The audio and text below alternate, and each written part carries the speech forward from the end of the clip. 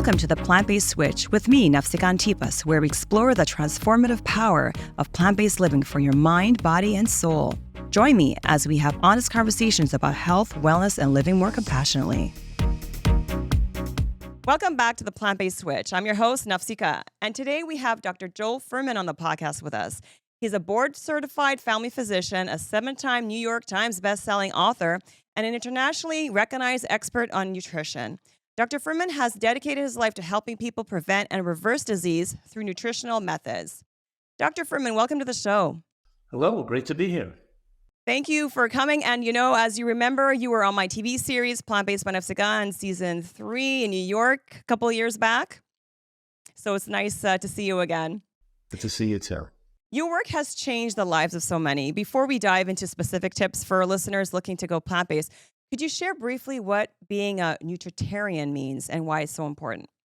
Well, my mission has been to comprise a dietary portfolio that maximizes human lifespan and really scour the world's literature. I've probably reviewed more than 30,000 scientific studies to put together the diet that enables people to live not just 8 to 10 years longer like a blue zone, but really 20 to 30 years longer.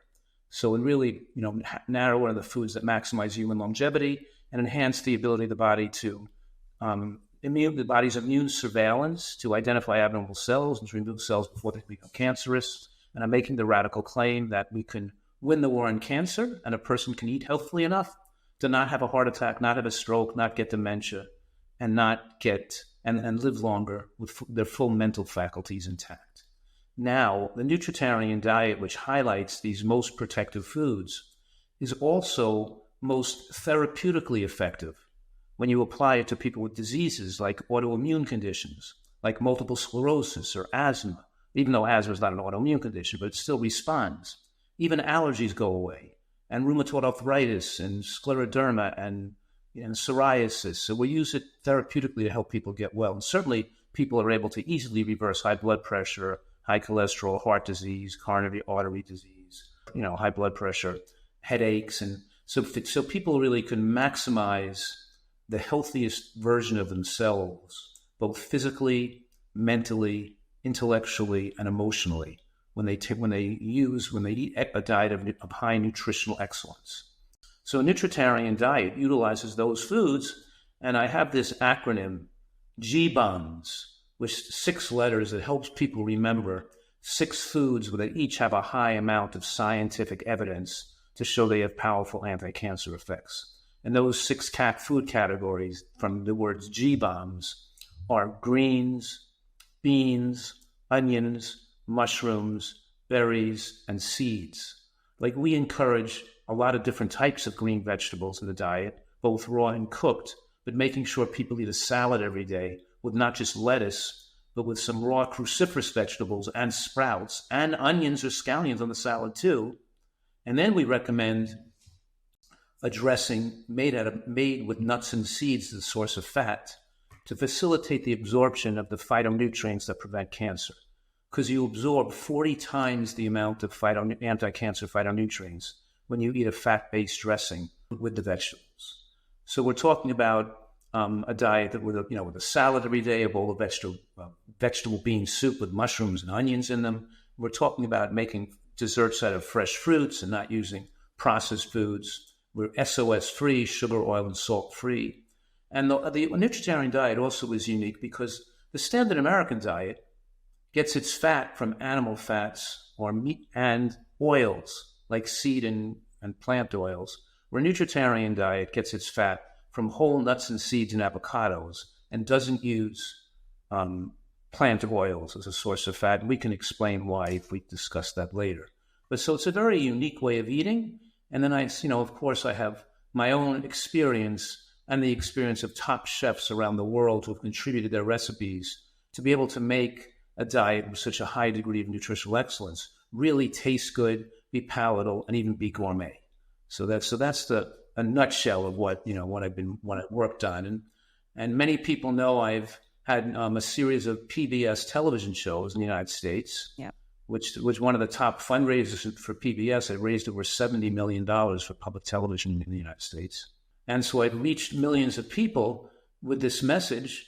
And many physicians, including one of the founding members of the American College of Lifestyle Medicine, and inspiring, a lot of young doctors starting out in this field to be creative and to create their careers to embrace nutrition as part of their medical toolbox. So we have a lot of like-minded physicians around the world, and I'm very excited about that. That I've spurred up. I've contributed to the growth of that movement. That's amazing. And you were talking about allergies before.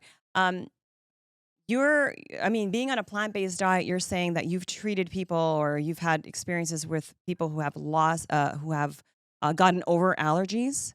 Absolutely. We're talking about hay fever, cat allergies, food allergies. And the interesting part is when they follow the diet, it may improve the first year, but to really have it, totally resolved usually takes a year and a half of 2 years on the program. It takes a long time for the immune system to reset itself. And if we follow people's levels of phytonutrients or carotenoids in their tissues, which we can do a scanner or a hand scan or a blood test, we see the levels of cellular concentration of nutrients go up over that first year of following this way of eating. In other words, your nutrient levels in your cells don't change in a week or two. You have to actually eat healthfully for many months for the nutritional concentration of the cells to go up. What I'm saying is that the factors that govern human longevity have to do with having a high level of nutritional diversity and nutritional concentration in each cell of your body, and having a low level of toxic substances in the cell as well. And also, of course, having a favorable omega-3 balance. But the concentration of nutrients is the most critical factor, because that enables the cell to repair itself, fix broken DNA cross-links, remove methylation defects, remove carcinogens. So it's the nutrient levels in the cells themselves that are critically important. And you have to actually eat healthy. The point is, it takes many months to achieve the degree of cellular excellence we're looking for. I know someone who went vegan a few years ago, and he claims that he cured his pea allergy. Do you think that's possible? Could you say it again? What did he do? His pea? His pea allergy. Like, he had an allergy to peas, to green peas. Okay, green peas. I was looking at one thinking he was allergic to urination. No, not urination. The green peas. Sorry. So I don't know. I mean, that's huge. I think if that's true, if that's possible. Let me give you my protocol for helping people recover from allergies. I don't challenge them with their allergic responses the first year. So what I do is this: first, we exclude those things that are allergic to, and we make the diet as healthy as we possibly can. Then, after a year of eating healthfully and their nutrient levels are high enough, we've increased the degree of immunocompetence, and then we do challenge with the foods they're least allergic to first. So if this person was allergic to sunflower seeds, which was worse than being allergic to his allergies to walnuts, if the allergy to walnuts was more mild, we'd start with the walnuts first then.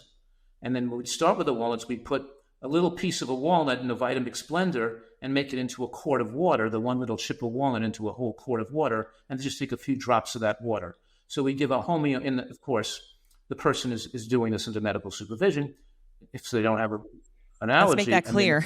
Then, we have obviously an EpiPen or this. We have the medications that in any case, we give them the tiniest amount, the microscopic amount of the allergen, and once they've been eating healthy a long time, their allergies are much less. And we test them out slowly, and then gradually increase the concentration over months of that substance they used to be allergic to. And that's why we go to general oral tolerance therapy. So we gradually increase the amount, starting very minute amounts. And we start with the walnut, and then we go on to the next thing they're allergic to. And lo and behold, 6 months later, we've covered them. They've been eating healthfully, restored their omega-3 index to a favorable level. Their cellular concentration of nutrients are high. Their body fat is low. And they're now going to be able to recover from their allergies, including cat allergies and hay fever and environmental allergies as well. So it's somewhat like going to an allergist and getting allergy shots in small amounts. But we just get their health in great shape, and then we do oral tolerance, and they get rid of their allergies. And then, of course, keep in mind what I'm saying here is that your body fat affects this positively or negatively.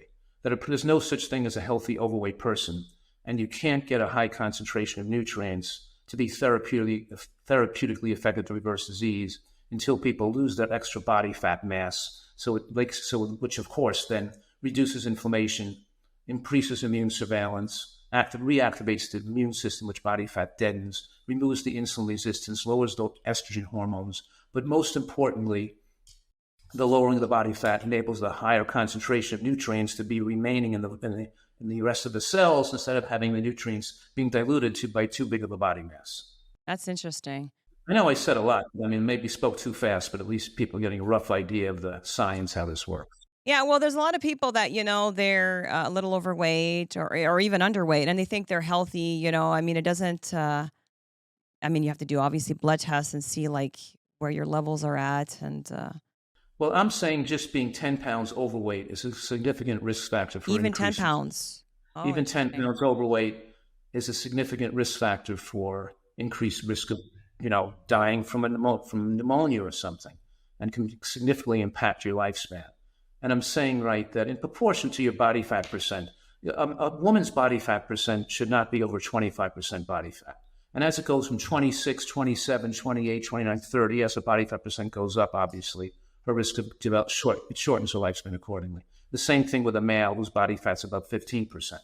So I'm saying to be a normal lifespan and to be normal immune function, a male's body fat has to be below 15%, and a female's body fat should be below 25%. Interesting. Okay. For our listeners who are considering switching to a plant-based diet, what are some of the biggest barriers you see people facing, and how can they overcome them? That's a great question. And I have a very shocking answer to that question, because the biggest barrier is not necessarily nutrition. The nutritional science is here. And the medical literature is not contradictory. It's very complementary and corroborative. In other words, all the studies show the same thing. There's 100 studies that show that eating nuts and seeds over other sources of fat dramatically reduces cardiovascular and all-cause mortality. There's hundreds of studies that green vegetables are essential for normal immune function, and the more vegetables you eat, the longer you live. These things are not even debatable. What's stopping the population from adopting healthy eating is that the foods that people are eating are highly addictive, and they affect people's behavior and judgment and intelligence, and we rewire the brain to prefer to be eating hyperpalatable foods with extra seasonings and sweeteners and salt and high caloric concentration. And I call that the caloric rush. The caloric rush means when you eat, a bean, the calories go in the bloodstream like 1 calorie a minute. It takes you to digest 100 calories of beans, it's going to take 3 hours to get those calories into the body. And you're not going to spike a lot of glucose in the blood at one time. But when you eat a piece of white bread or a bagel, right, then you get 200, 300 calories of sugar in the blood all at once. And white flour is a sugar equivalent. You get a spike of sugar in the bloodstream. And the spike of sugar, which many people call scientifically the glycemic load, and I'm just calling it a rush of calories in the blood, affects the dopamine centers of the brain the same way as if you shot up with cocaine, or snorted cocaine, or shot up with heroin. It becomes, it creates dopamine dependency and cravings to duplicate that caloric rush, and you can't live without the excess caloric calories in the bloodstream. And the same thing happens when you eat oil. That's even olive oil or any fried food. The oils go in the bloodstream about 40 calories a minute. When you eat nuts and seeds as a source of fat, the calories go into the bloodstream about 1 or 2 calories a minute. And the body could preferentially burn those calories for energy and not store it as fat. But when you throw a huge amount of load of calories in the bloodstream, you can't put 300, 400 calories in the blood from eating natural foods. If you were shipwrecked on a desert island or eating foods out of the jungle or the forest, there's no way you could get that many calories at one time. Your body, so the point is we have an unnatural caloric load to the caloric rush, which combines the sugar load, the glycemic load, and the lipemic load, which is the fat load in the blood, from eating processed animal fats and oils, which are not really natural to the human species. Even natural animals that humans ate, like salamanders and frogs and rabbits or something, don't have the fat content of the animal fats people eat today. But in any case, the point I'm making is you could have never put this much calories in the blood at one time. So people become addictively habituated to over-consuming calories in the blood, and they can't feel empty, unsatisfied, and even fatigued and irritable if they try to stop those foods. And that intermingles with the way people in the modern world go after their own self-esteem by wanting the approval of others and wanting to have other people like them. And by being a health nut, when you start to be the unusual person who's trying to live long and protect your health and not eat self-destructive, addictive foods, then you become ostracized and you lose, you may lose many of the connections you have, the social connections to other people.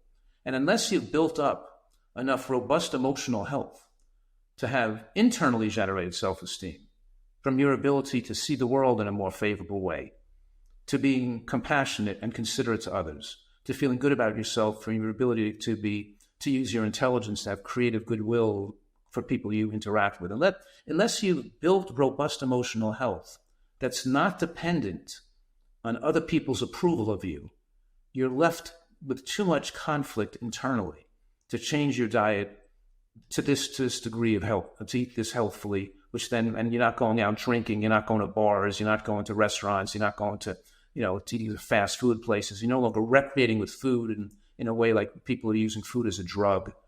So you lose that connection with others who use food as a drug. That's the social norm in America.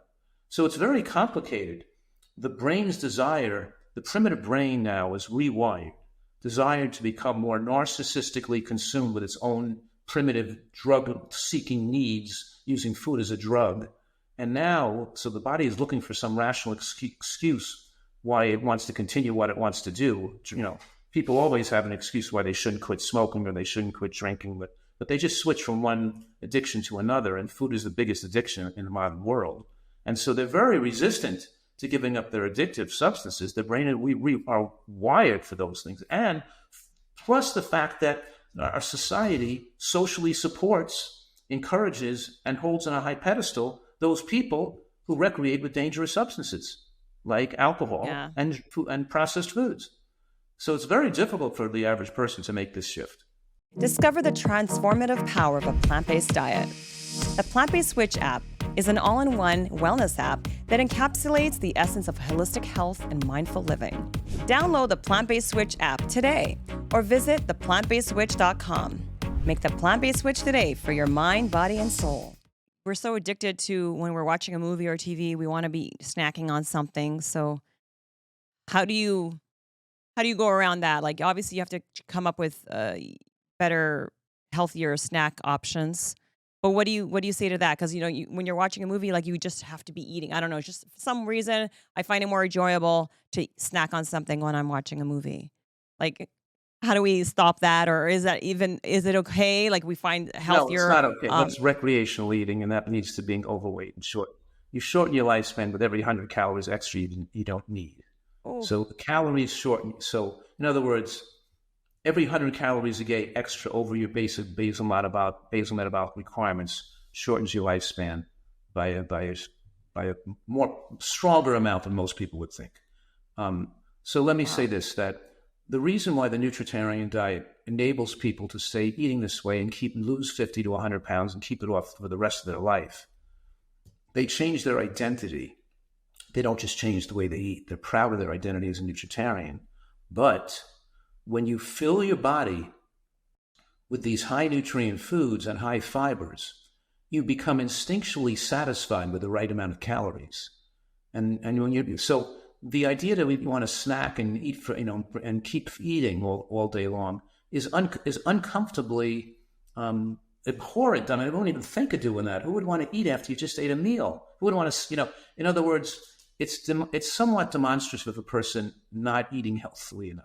Because when they ate their pound of vegetables, and they ate their ounce of nuts, when they ate their half a cup of beans, when they ate their cup of berries, when they ate their half a cup of onions and mushrooms, when they're eating all these healthy foods, of course, we're making them in delicious combination. We're using a Thai curry sauce. We're making things really taste good. Still, salads with delicious. Maybe I'm using an orange cashew sesame dressing with blood orange vinegar in it, or an almond butter, or a roasted balsamic with roasted garlic balsamic with tomato sauce, and So in other words, the dressings taste good, the salads taste good. But the point I'm making is, you have to eat very healthfully for the body to be instinctually connected with the amount of calories your body requires. I eat as much as I feel like eating, but I don't feel like overeating because my body's nutrient needs are met.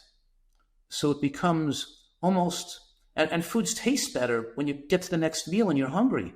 So by snacking and by overeating, you have no desire to eat dinner. And if you're eating when you're uncomfortably full. So it really has to do with habituating the body, practicing eating the right amount of calories, learning your proper caloric window, and seeing on an American diet, you try to cut back on calories, and the drive to overeat is too powerful. You can't resist it. But once you've fulfilled your fiber need and your nutrient needs with so much vegetables and beans and nuts and grains and mushrooms, there's no desire to overeat because you've filled your nutrient quota and your fiber quota. And then if you're overeating, you don't feel like it. You don't need to. And it's not even pleasurable anymore because you feel satisfied enough to wait till the next meal when you're going to be hungry and enjoy that meal more. I wouldn't want to eat one meal and then an hour later eat the next meal. I wouldn't get pleasure eating a meal an hour from the other meal. I'd be uncomfortably satisfied. I would not enjoy the next meal. I want to wait the 3 or 4 hours to eat my next meal so I can finish digesting and burning up some calories so the next meal becomes more enjoyable to me. It's only Americans that habituate to overeating, recreate with food and eat all day long, and are nutritionally deprived that feel the need to snack and eat all day long. Absolutely. Absolutely. We have this addiction to eating all the time and snacking all the time, and definitely not good. But when it comes to making your meals, meal prep is definitely a lifesaver, I think. Speaking of convenience, many people struggle with the taste and variety in plant-based meals. What are the recommendations for making plant-based eating enjoyable? Well, like anything else, it's a skill, and it takes time for people to learn the skill because they're used to just going to a fast food restaurant, or they've lost the skills to know how to make food taste great.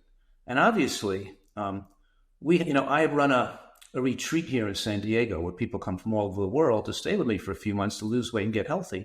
And one of the reasons they're here is to show them how to make the food taste great, to feel like there's no loss of pleasure in life, and in fact, we enhance the pleasure of life. They're actually going from overeating on unhealthy foods, which they don't even cook to make them taste good, to eating satisfying amount, but they're satisfied with fewer calories, and the diet now they've been learned to cook is actually more tasty and more gourmet than their prior diet, because they were just shoving up, they didn't know what to do with with a piece of broccoli. They were just eating straight broccoli.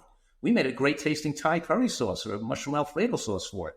We have all these great ways. We make a fantastic dessert, with frozen bananas and real vanilla bean powder and macadamia nuts, and so we whip it up in the ice cream machine. We make a fluffy, delicious ice cream on top of an apple crumbs, whatever we're making. So they're making delicious foods taste great, and they're not giving up the pleasure in life.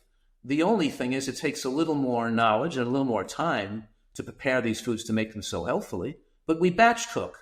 So you batch cook, so you make a big pot of soup and you eat the same soup for 4 days, make a delicious salad dressing, and you eat that one salad dressing, the same salad 3 days in a row, and then you make a new salad dressing. So you have to maybe prepare foods a few nights a week. So it's not the taste as much as it's the knowledge and the time it takes to prepare the food to really make it taste good. And you develop that as a skill too. It takes time.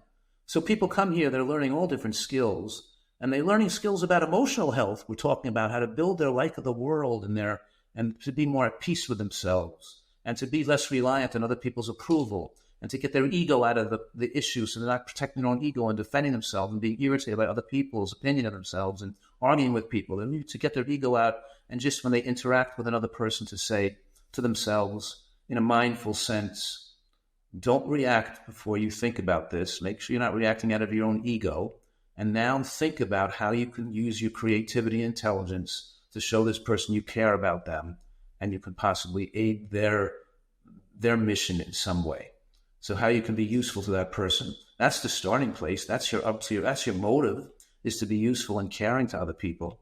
We don't have to try to change them, and you're not going to change them until they really believe you care about them, and they're not going to change them until they respect you enough, and that takes time, just like everything else. So we're just trying to give people a different way of dealing with reality so they can now feel good about themselves, and they can feel good about themselves from this new identity they've taken on as a nutritarian, which is another word for a health nut. You know what I mean? It's a person who's eating healthfully. It's not eating junk food anymore, really, right? We're just trying to put our health first and take our care of ourselves so we're emotionally and intellectually connected so we can live our life and enjoy our life as long as we possibly can. Right. You know, that's all great, of course, and the plant based movement has grown a lot in the past recent decades. But now we have this little trend going on. I'm sure you heard about it, the carnivore diet. Um, what are your thoughts on that? Like, I know I've been talking about it a lot these days. Um, because I feel like it's a movement that's trying to kind of like get rid of the notion of plant based or something. Like it's what I'm seeing so much like advertising on social media about it these days. Do you have people that have come from that kind of diet or lifestyle or have tried it or have had issues, or what are your thoughts on it? Well, I guess you could tell me your thoughts too. I mean, there are always people that are extreme and giving dangerous information out. We even know on the political spectrum, we have dangerous people doing dangerous and harmful things to other people, very with who have but there's always extremes, but so we're trying to have people make evidence-based and science-based decisions. Let them, try to, that's why, for example, I want them to do a lot of work and study and read books and see the literature and see where the science shows, right? But we know with any addiction, there are people who are going to feel better when they don't quit their addictions. It hurts to quit smoking. And when you quit smoking, you don't feel better right away. You feel worse for the first month. You felt better when you smoked. Yeah. When you're coming off a diet that's based on processed foods and animal products, eating as healthfully as I recommend doesn't make most people feel better the first month. They may feel worse because the body is actually going through a healing crisis. It's like when you stop drinking 10 cups of coffee a day, you don't feel better. You have headaches for a few days. You go through withdrawals, I guess. They're going through withdrawal. So you get fatigued. And so sometimes it's the exact substance that's causing the problem. The urea, the uric acid, the formaldehyde, the ammonia that's causing the aging of the body and causing all the damage. The meat-based diets cause the bacteria in the gut to change, and you produce more TMAO, trimethylamine oxide, which is a pro-inflammatory, increased risk of cancer and heart disease. There's numerous mechanisms. You raise hormones in unfavorable cancer-causing levels that promoting angiogenesis with the high animal product diet.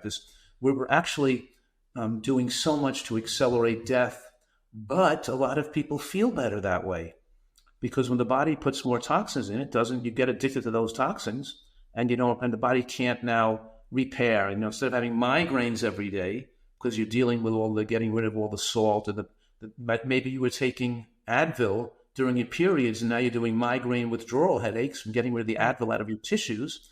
And you can, if you don't want to detoxify by getting more sleep and resting and eating healthy, you can just eat more unhealthy food and drink some caffeine and get your headaches to go away.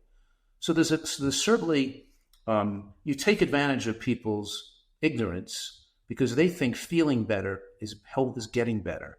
And it's really most often is that feeling better is getting worse and feeling worse is getting better. You have to temporarily feel worse when you're detoxifying from these metabolic waste products and toxins that are in your body, and exposing yourself to animal products, including seafood, exposing ourselves to petrochemicals, nanoplastic particles, and BMAA, a neurotoxin that's linked to ALS and Parkinson's disease, and PDS and Parkinson's dementia syndrome. So we're talking here about a criticism of the carnivore diet. It's not only not science-based, there's an overwhelming amount of evidence to show its lifespan shortening.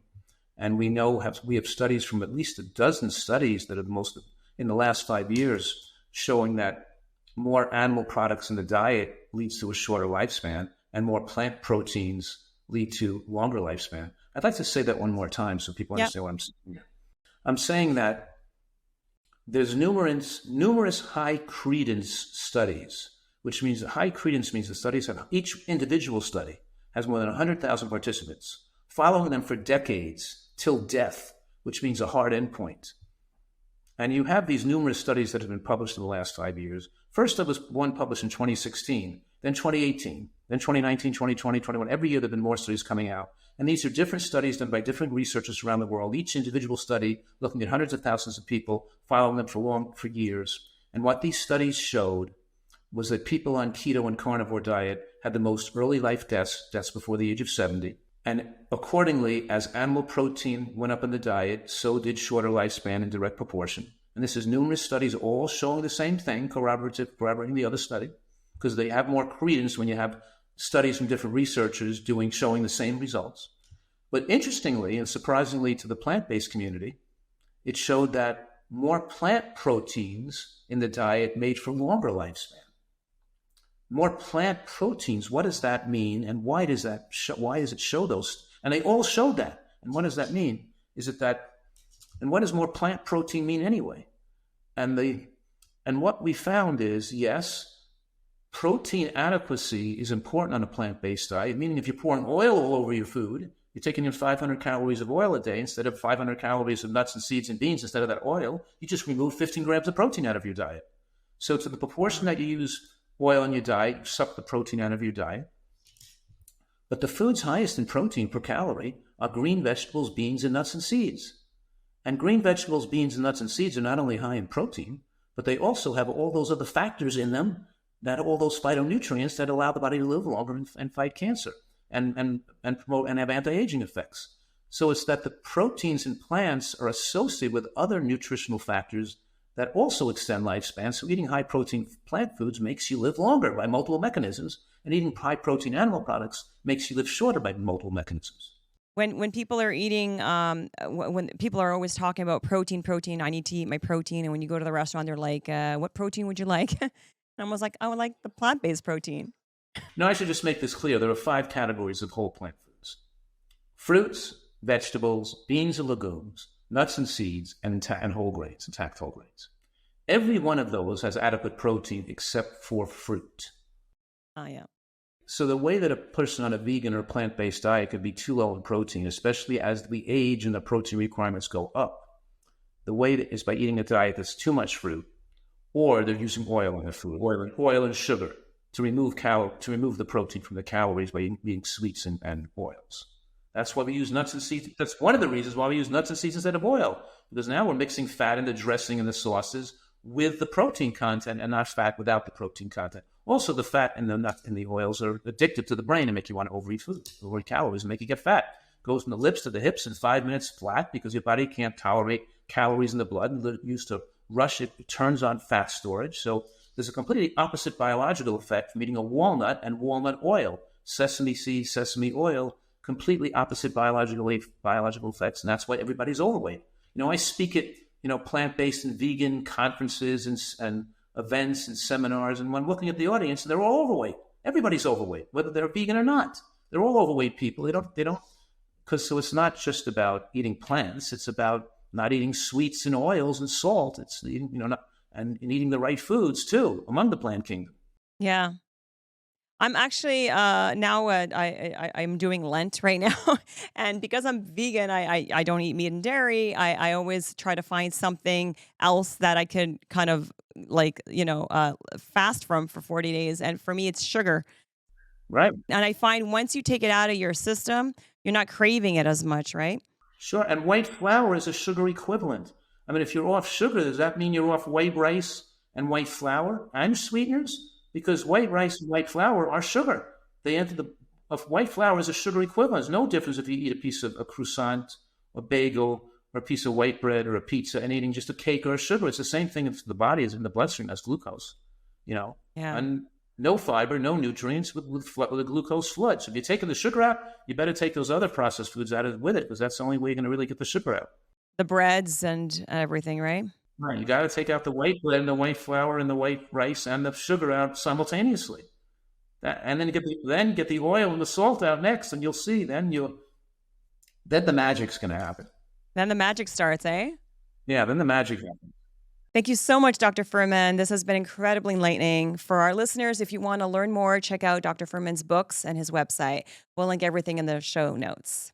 And that's a wrap on today's episode of The Plant-Based Switch. If you enjoyed this conversation, please subscribe and leave a review. Until next time, keep making those healthy choices.